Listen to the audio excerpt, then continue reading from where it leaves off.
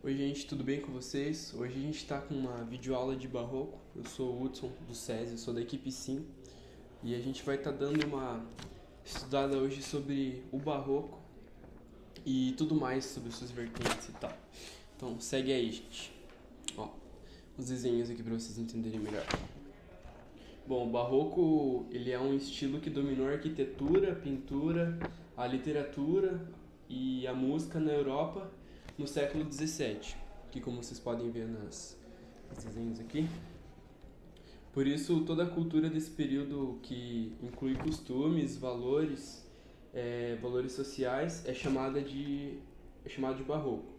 É, Essa época surgiu no final do Renascimento, que se manifesta através da grande ostentação dos grupos beneficiados pelas riquezas da colonização. Então, essa é a introduçãozinha.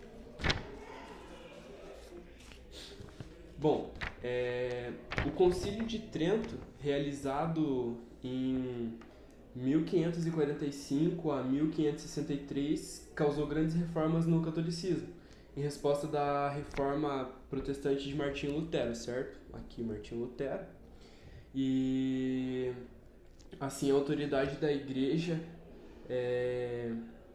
autoridade da Igreja de Roma foi vigorosamente reafirmada depois de perder muitos fiéis.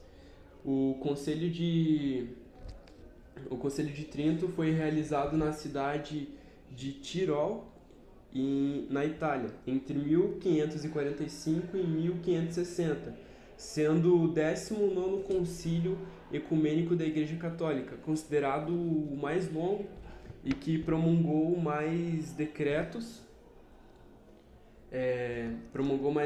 dogmáticos, que são os decretos tridentinos, na história da Igreja Católica.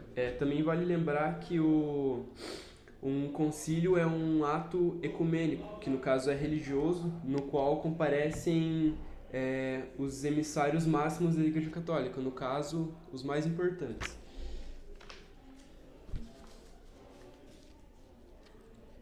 E também tinha a Companhia de Jesus, que foi reconhecida pelo Papa em 1540.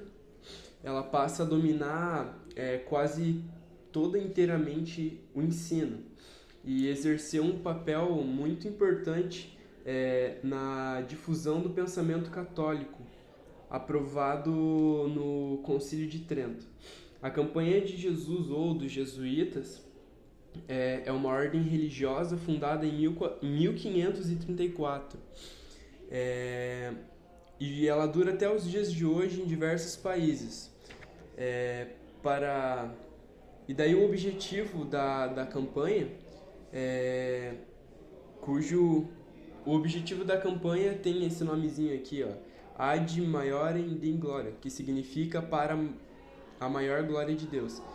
Era realizar um trabalho missionário e dar assistência a enfermos,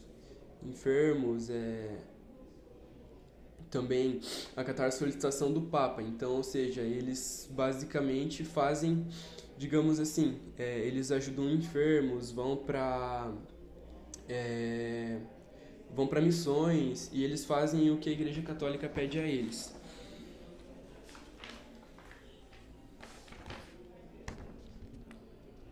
A aquisição que se estabeleceu na Espanha a partir de 1480, em Portugal a partir de 1536, ameaçava a liberdade de pensamento. O clima era de repressão, basicamente. E foi nesse contexto que se desenvolveu o artístico chamado barroco, no caso. Numa arte eclesiástica que se desejava pregar a fé católica, como diz aqui. Em nenhuma época se produziu um número tão grande de igrejas e capelas, estátuas de santos e monumentos sepulcrais. Em nenhuma outra época teve tanto essa questão aqui. Em quase todas as partes da igreja se associava ao Estado. Quase todas as partes da igreja faziam uma ligação no Estado. Assim, a arquitetura barroca, antes que só era religiosa, surge também em palácios, como objetivo de causar admiração de poder. E a questão das características do barroco, as principais características do barroco foram a arte rebuscada, que basicamente é a qualidade do que o requerimento, do requintamento ou um bem, algo que seja cuidado, e a questão do exagero também, que é basicamente o excesso de detalhes, como a gente pode ver aqui, ó, bastante exagero, uma coisa bem rebuscada. A valorização do detalhe também. Nas pinturas a gente pode observar que tem uma questão de detalhes assim bem cuidada. Também tem a questão do dualismo, a dualidade que é o contraste da matéria espiritual, a divisão do bem e do mal, uma questão de luta entre bem e mal, Deus, pecado, inferno e etc. As contradições, que é basicamente a contradição, né? Algo que se contradiz. Também tem a questão da complexidade, que é algo difícil de se compreender, algo confuso, que a gente olha de bate e vista, assim, olhando de primeira, a gente não consegue entender perfeitamente. E também tem a questão do sensualismo aqui, que a gente pode ver nessa parte aqui de baixo, que é uma questão aqui, ó, como a gente pode ver aqui nessa pintura, a mulher está sensualizando, certo? Então, basicamente é isso. Vou passar aqui. Também na questão do barroco literário tem essas duas partes, o cultivismo e o conceptismo. O cultivismo, ele basicamente é um jogo de palavras, é uma linguagem rebuscada que valoriza os detalhes e a ideia que precisam ser lógicas. O conceptismo é o jogo de ideias definido pelo uso de argumentos racionais. Aí também a gente tem o feísmo aqui nessa pintura, onde João, a cabeça dele está ali, né? O feísmo é o exagero na imagem que acaba destruindo a percepção do observador. No caso aqui, a gente pode ver que é algo meio sangrento e tal. E o pessimismo, ele é o sofrimento do ser humano nas imagens, como a gente pode ver aqui. E dentro disso a gente também pode perceber a fragilidade humana, aqui ó, entre as imagens e tal.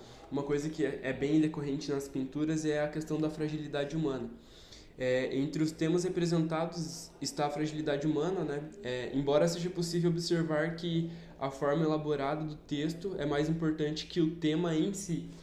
Então, essa foi basicamente a nossa aula de hoje, galera. Então, a gente se vê na próxima. A gente vai ter uma continuidade de aula aí. Então, que obrigado. Espero que vocês tenham entendido tudo basicamente. Então, a gente volta na próxima aí, gente. Falou! Oi galera, eu sou a Lívia, do SESI e da equipe 5. Bom, hoje eu vou falar sobre barroco nessa linda videoaula. Então, vamos começar. Aqui tem alguns desenhos, para vocês não se perderem tanto assim. E assim, bom, como vocês já sabem, o barroco no Brasil foi introduzido por intermédio dos jesuítas. E no fim do século XVI, e só a partir do século XVII, que centros de produção açucareira, especialmente na Bahia, através das igrejas. Bom, passada a fase do barroco baiano, o estilo atingiu, no século XVIII, a província de Minas Gerais. Foi ali que Elie Gedinho elaborou uma arte profundamente nacional. Nessa época não havia condições no Brasil para desenvolvimento de uma atividade literária. Aqui. Não tinha atividade literária. E as fontes estrangeiras eram espelhadas geralmente nos portugueses e espanhóis. Os principais escritores brasileiros foram o Bento Teixeira, Gregório de Matos, Manuel Botelho de Oliveira, Frei Vicente de Salvador e Frei Manuel da Santa Maria de Itaparica. Agora iremos falar um pouco desse lindo poeta. Gregório de Matos, como vocês já sabem, foi um grande poeta e também um advogado. Bom, ele era conhecido como a Boca do Inferno, sendo famoso por seus sonetos satíricos, da onde ataca muitas vezes a sociedade baiana da época. Ele era dono de uma personalidade rebelde e criticou vários aspectos da sociedade, do governo e da Igreja Católica. Por esse motivo, ele foi perseguido pela Inquisição e condenado a degredo em Angola no ano de 1694. Bom, inseridas no movimento do Barroco, reúnem pitorescos jogos de palavras e variedade de rima. No entanto, Gregório não publicou seus poemas em vida, deixando assim uma confusão na cabeça das pessoas, achando que todos os poemas eram farsas. Inicialmente, seu poema foi publicado no livro Florilégio da Poesia Brasileira, de 1850, que era do historiador Francisco Adolfo. Mas mesmo assim, sendo contra a igreja, ele era adorado pelo povo. E essa foi nossa aula. Espero que tenham gostado. Beijos!